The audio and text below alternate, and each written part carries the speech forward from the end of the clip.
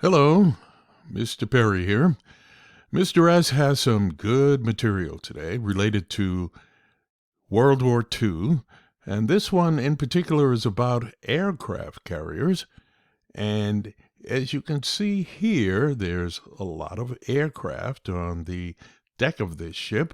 There's a lot of aircraft beneath the ship as well. So the U.S. can bring a lot of firepower to different parts of the world.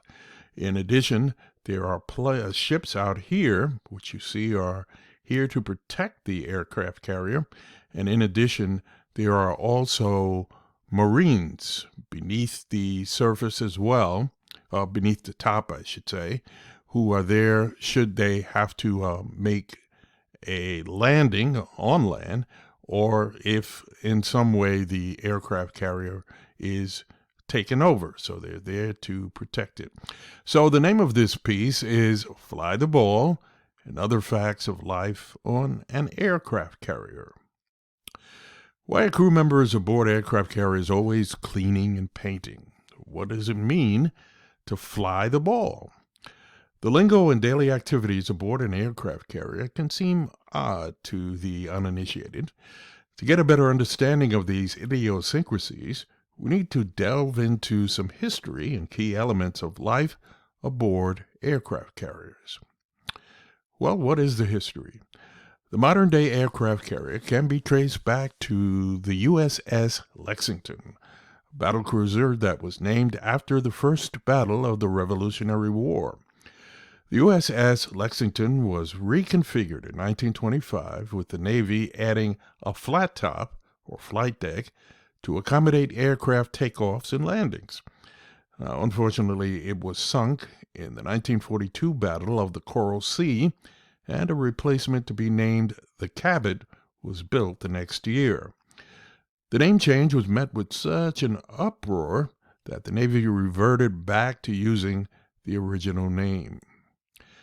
Configurations.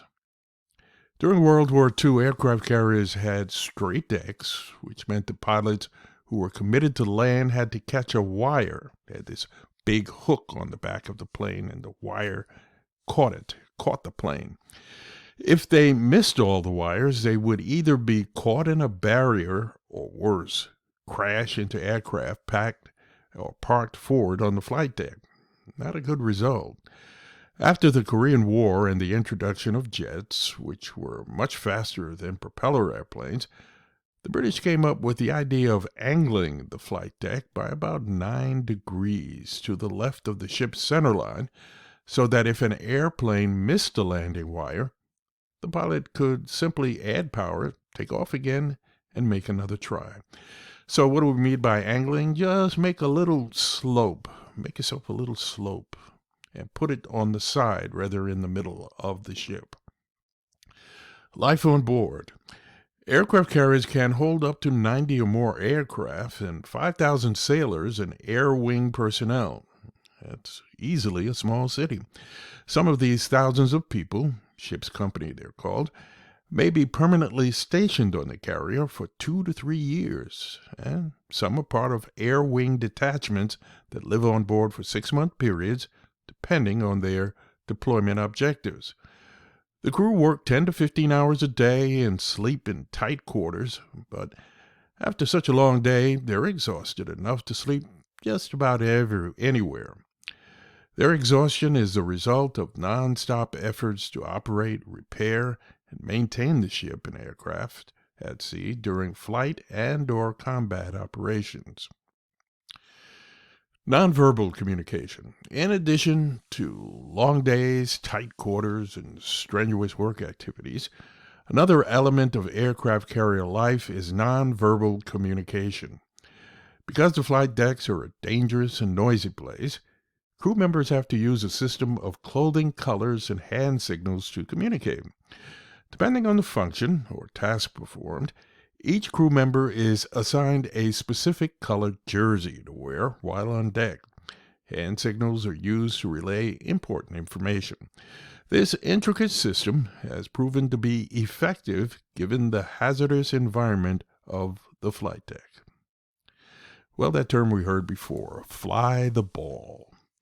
Well, during flight operations, carriers employ an optical landing system. Optics relates to seeing. Optical landing system that provides the pilot with accurate visual altitude, glide, slope information. Wow, that sounds complicated. That assists him or her to land safely. The optical landing system consists of a horizontal set of blue datum lights intersected in the middle by a vertical stack of Fresnel lenses. These lenses beam a 3.5-degree slope aft. Aft is in the back of the ship. So when pilots approach the ship and intercept the beam at the correct altitude, an orange ball appears in the center of the lens. If the ball appears to be going high, above the blue datum lights, the pilot reduces the power to descend and center the ball. If the ball appears low, below the blue datum lights, the pilot adds power to climb and center the ball. If the ball goes really low, the landing signal officer, or LSO, may give an urgent warning to the pilot to go around to prevent the jet from crashing into the stern of the ship. Now that sounds somewhat like a video game, but this light they're talking about is equivalent if you've ever seen a garage door opener. They have a little light, a beam that goes across. And what they're saying is if the plane intercepts that beam at a certain angle, it will tell the pilot to bring the plane up or to bring the plane down to make that ball, like in your video game, place right in the middle of their screen. So, video games it is.